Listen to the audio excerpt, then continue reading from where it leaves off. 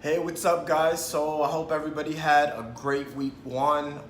If you didn't, that's okay. It's only week one. I know a lot of you guys are probably freaking out right now if you own Doug Baldwin or Delaney Walker, Greg Olsen, and guys like that. A lot of injuries yesterday, but not to worry. Like I said, it's only week one. I'm gonna go over with you guys some observations. Maybe you want to target in free agents and waivers and things like that, and just kind of give you an overall view of what I saw over this weekend. So we'll start with the Steelers and the Browns. So that game was kind of interesting. I think weather definitely played a role in that game. That and the Ravens and Bills game, I wouldn't read too much into because it's just a sloppy game overall. Some things that stood out, obviously James Conner. I've been one of the ones to say that Le'Veon Bell is kind of overrated. Because D'Angelo Williams, remember a couple years ago when Bell got hurt, also really balled out. James Conner yesterday. So I think the system has a lot to do with their success, and whoever gets Bell is going to obviously overpay. Some interesting things. Josh Gordon played, I think, like almost 80% of the snaps yesterday. They said he was going to play like 20 snaps. That wasn't the case. He did get a touchdown at the end, but you could tell he's a little bit rusty. I don't think him and Tyrod are quite in sync right now, but he's kind of an interesting guy if you want to buy low on him and take that risk. There's always a risk involved, not only with his play, actually less with his play, but more with his stability. Landry definitely looks like, a good bargain and where he was going based on his ADP. He looked real good, got a lot of targets. One guy that didn't look good, who I drafted in both my leagues, but I drafted kind of ambivalently because he was just so good last year. The number 11 running back in PPR, that's Duke Johnson. He was pretty much non-existent yesterday. I had to end up dropping him in both my leagues for kickers or IDP or something like that. But Duke Johnson, I'm not saying drop him for nobody, but I'd definitely be worried about Duke Johnson. But luckily, I don't think anybody picked him too high. Tyrod Taylor, as long as he plays quarterback, he's going to be a steal. You saw what he did yesterday, rushing the ball. And, not every defense is going to be as tough as the Pittsburgh Steelers. A division game. Landry's a stud. Gordon's only going to get better. So I really like Tyrod Taylor. The thing with him is always health, of course. Moving quite along here, observations from the Bengals and Colts. Mixon was really, really, really good. He was like one of the few 3-down backs, and he's one of the guys I liked most coming into this year. I wasn't sure about his upside, but I knew his floor was pretty high as an RB2. He doesn't have any injury concerns, and that timeshare, Bernard was barely out there. He dominated the rushes and the passes as well because, let's face it, the Colts' run defense never been extraordinary. And not only did he run, but he caught a lot of balls on them. So I definitely like Mixon going forward. He's the real deal. Nyheim Hines, he's a guy I kind of auditioned for both of my teams. I'm going to do a special audition video later and explain what that means, but I picked him up on both my teams just to kind of see if he does anything, because he was somebody I was very high on before the preseason began. Obviously, he had the 4 fumbles in the preseason, so a lot of people, totally dismissed him, but I know talent when I see it. And I also know what the Colts want to do on offense. They have limited playmakers, so they're going to rely a lot on the tight ends and the running backs to catch some balls, outside of T.Y., of course. And Nyheim Hines, I think, got 9 targets, so he's somebody I would definitely be looking at in waivers. If he's not my top waiver, he's probably like 2 or 3. Ryan Grant got a nice share of targets. He might be somebody that's relevant. The Colts have a bad defense. They can't all go to T.Y., who's more of a deep threat anyway. So Ryan Grant's an interesting name to look at if you're in need of a receiver. And then the Titans and Dolphins. See, I wasn't as high on Henry as some other people. I had him as a hold on my fantasy watch last week just to see what happens. I think his relevance kind of depends on Dion Lewis. That's obvious, but even more so in the sense that Lewis, as long as he's healthy, is going to be the better back. We saw that yesterday. Henry, I'm just out of the Henry business. The last 2 years I drafted him. This year I decided not to, and I'm glad now. Unless Lewis gets hurt, and even then, the Titans have shown they don't view Henry as a 3-down back, and unless they're bulldozing teams, Henry's going to be really hit or miss. So, Henry really disappointed because if he can't run the Dolphins run D, then I'm really concerned. Corey Davis, 13 targets. Even if Mariota's out, I like the fact that they targeted Davis so much. He's definitely talented, and then there should be even more targets now that Delaney Walker's out. Obviously, I like him more with Mariota, but he's somebody I would be targeting because, you can't deny 13 targets. And Tennessee is not like they're anything special on defense. So Corey Davis, regardless who's the quarterback, I would try to buy low on him. Miami's defense, or Miami's offense, Drake kind of didn't really do his thing, but Kenny Stills balled out.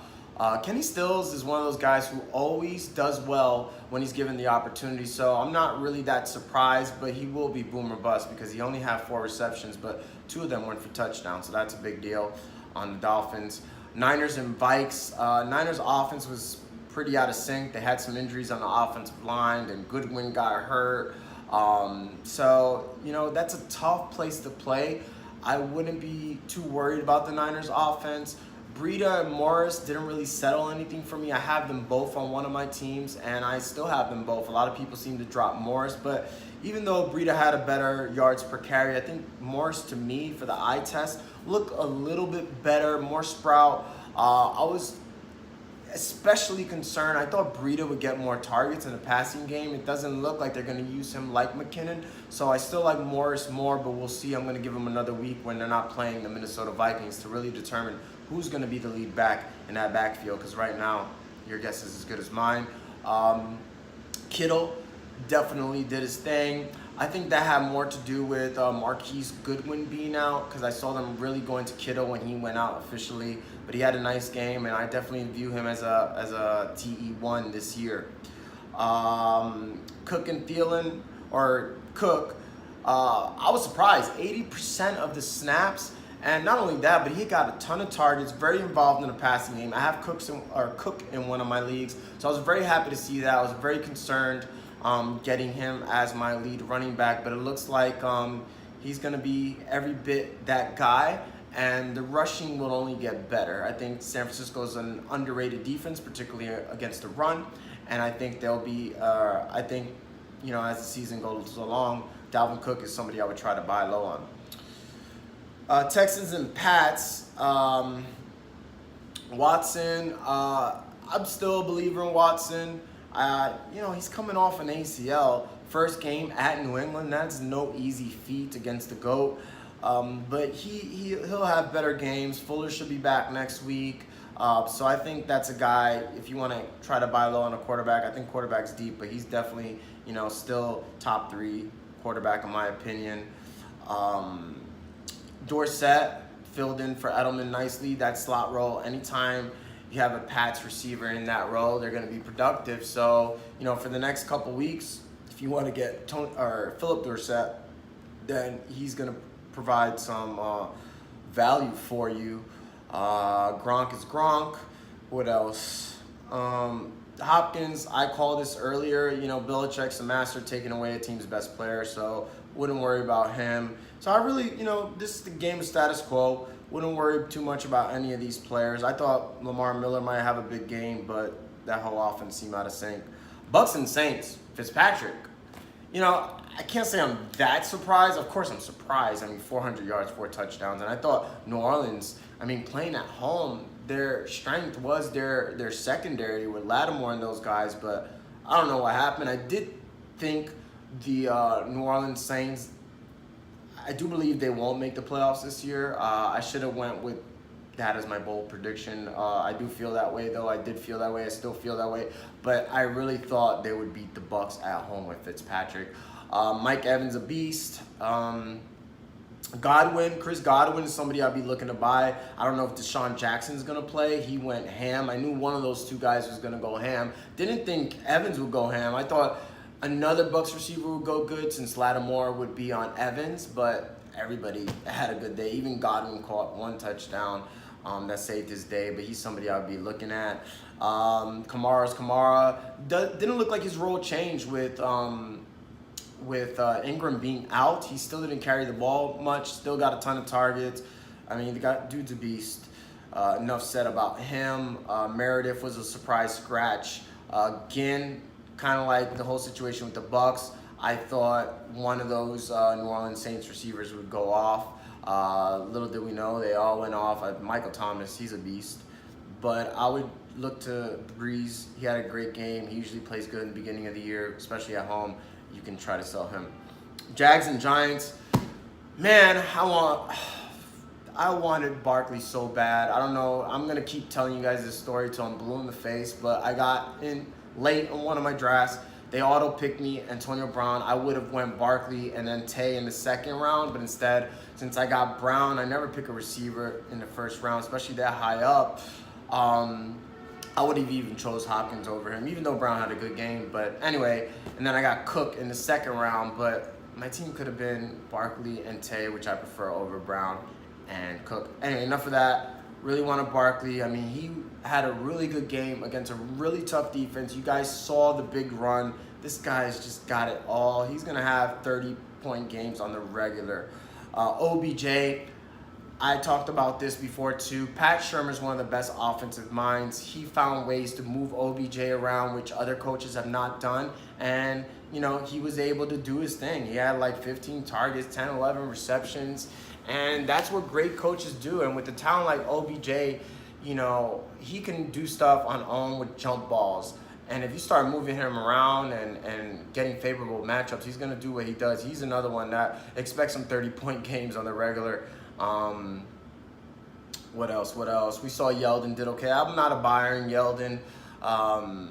You know, he had that touchdown or whatever, but I wouldn't, you know, waste a waiver on him unless you're really desperate. It looks like Fournette's hamstring is something minor too. D.D. Westbrook also, really like him. I'm kind of mad I traded him for Alfred Morris out of desperation, but he looks like he might be that main Jags wide receiver. Of course, you know, Blake Bortles is going to be hard to tell. It's going to be unpredictable, but D.D. Westbrook I'd be aiming for. Bills and Ravens. I mean, that game just got out of hand. Ravens D, I have them both in my leagues. I was really high on them. You can see why. And Jimmy Smith will be back in a couple weeks, so they're only going to get better. I think Crabtree and John Brown will both be good receivers. I'd try selling high on Brown, or maybe he's in free agents or waivers and you want to pick him up. But he's not somebody you could rely on, so if you do pick him up, be careful not to use your waivers depending how your system works, depending what record you have. Of course, if you're desperate, you need a receiver. John Brown is good as long as he plays, but sickle cell health's always been a concern. So, but he's going to be good. Flacco looked amazing. Chiefs and Chargers. I'm not going to even mention the Bills, by the way. Oh, one name I do want to mention, and again, that game was kind of weird, but Alex Collins, I'm somewhat concerned. Kenneth Dixon played a lot. I know it was a blowout, and Allen had some touches, but I do think Dixon has the possibility to be a thorn on your side. So be careful with that. If you could sell him for something decent, I probably would, especially in PPR. I wouldn't be desperate trying to sell him. I wouldn't, you know, just take anything for Alex Collins, but it's definitely a concern what's going on there. Chiefs and Chargers, wow. Mahomes, you guys all know I love me some Mahomes. Mahomes, Eckler, Clement, those guys I was huge on. Hines. Clement, so far it's a slow start, but man, Mahomes. Can't say enough about this guy. I mean, it is what it is. Eckler, love him. I would be trying to buy Eckler, you know, at whatever cost. Especially, this might be the cheapest you'll ever be able to get him. And he has the possibility to be this year's Kamara. He's that good. He's that fast. He's got those hands and dude balls. Kelsey was a disappointment. I'm not as high on him this year because I think, you know, Alex Smith doesn't have that gun that Mahomes has. So Alex Smith was going to use the tight end more. But now with Mahomes, you know, he does have that gunslinger's mentality where he could get it to these, you know, outside receivers. So I wouldn't worry about him getting another 2-point game. But I don't think Kelsey is going to be that guy that we saw the last 2 years. But he'll still be a top 3 to 5 tight end for sure. Probably top 3, you know, outside of Gronk and Ertz. But yeah, don't expect, you know, what you saw the last 2 years. Seahawks and Broncos.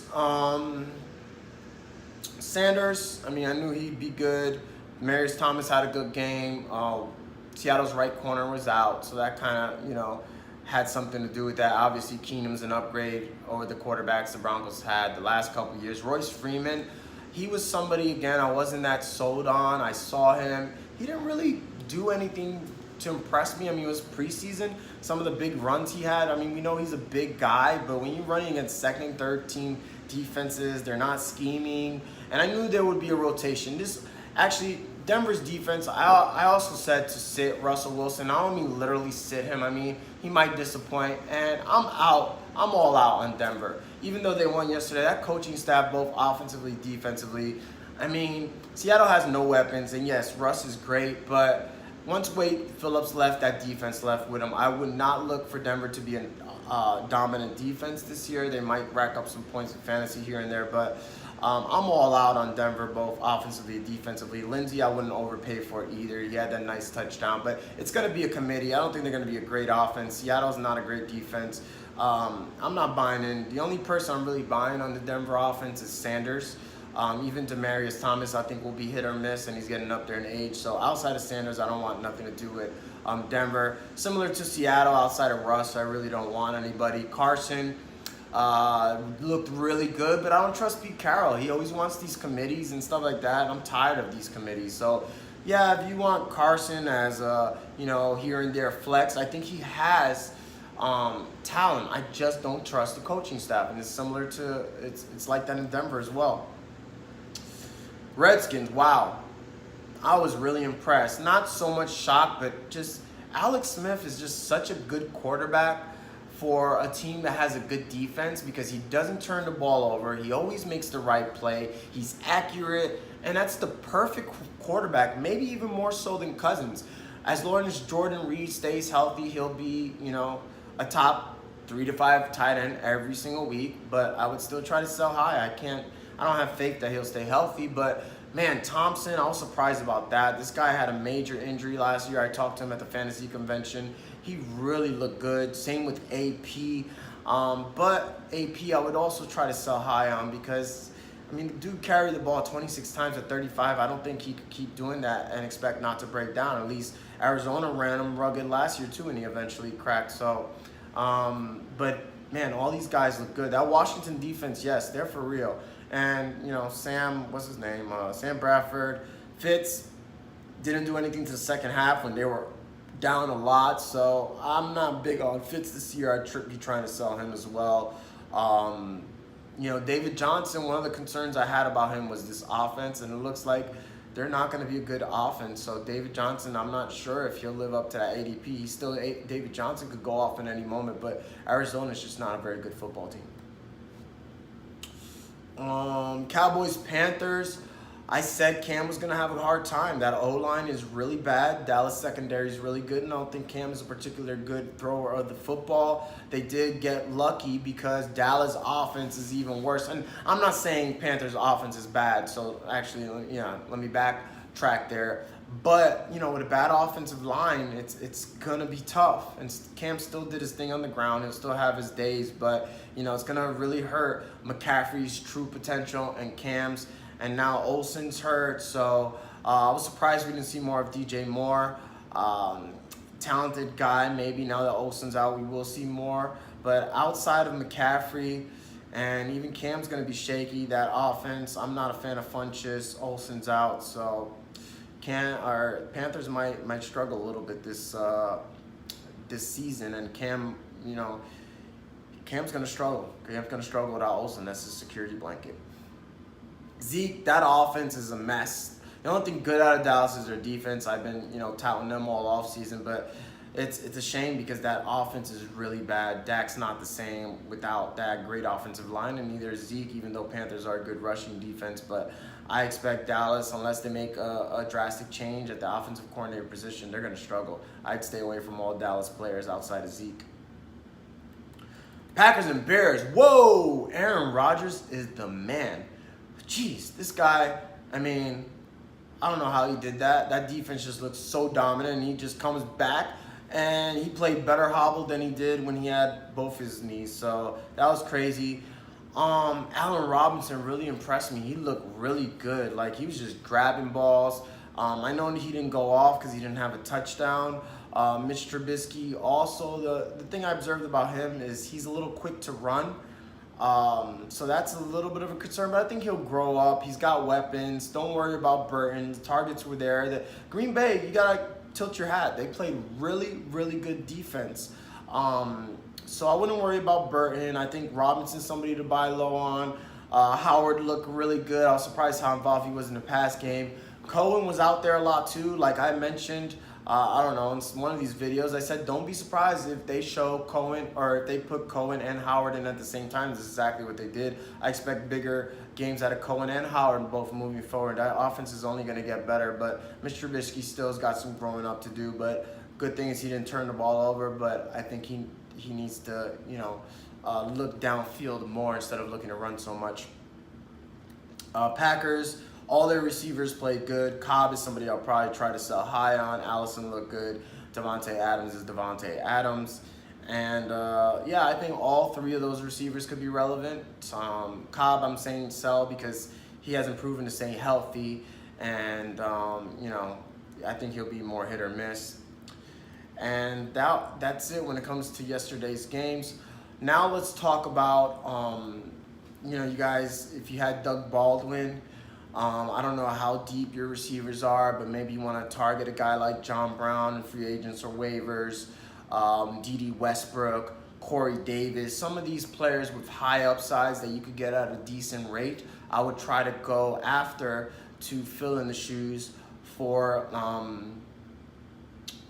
Doug Baldwin. Some other guys on waivers is Godwin from Tampa Bay. Can't think of anybody right off the top. If Robbie Anderson doesn't have a good night tonight, he's somebody I would target. He's a very good receiver. Even Marquise Goodwin monitored that situation on the injury. Maybe you could buy low on him. So it's still early in the season. I wouldn't go full panic mode. I hope you guys didn't draft Baldwin as your number one. I'm assuming most of you guys drafted him as your number two, which I still thought was kind of high. But if you have a solid number one and you have a pretty decent number three, then you could help. That can help the situation. Delaney Walker, tight ends. If you don't have a tight end outside the top five, which are basically Gronk, Kelsey, Ertz, Burton, Kittle, Jimmy Graham, I'm not a fan. I said this on my fantasy watch that Green Bay doesn't feature tight end. You saw it yesterday. He's going to be touchdown or bust. You saw it yesterday. So I consider actually Burton better, maybe even Kittle as well. So unless you guys got one of those, you could stream a tight end. Look at the matchups. Seals Jones, if you're desperate, he played like 80-90% of the snaps yesterday. And Washington's got a good secondary, so he's somebody I would consider picking up from the waivers. Maybe even Charles Clay, because it's not going to be long before they bring in Josh Allen. Rookies tend to lean on the tight end. And then you got Buffalo will probably be playing from behind quite a bit. So Charles Clay. But like I said, Noko didn't have a particularly great game. I would try to buy low on him, try to trade from him. He's got tremendous talent. That was a sloppy game. So those guys you want to look at. If you need a tight end replacement. If not, like I said, stream. O.J. Howard's got some upside too from Tampa Bay. And who's the other major injury? Mario, I don't think, if you had him as your QB1, you have other issues there. But Olsen, I guess the same thing, what I mentioned with the tight ends and stuff. And just be sure you don't freak out. It's still early.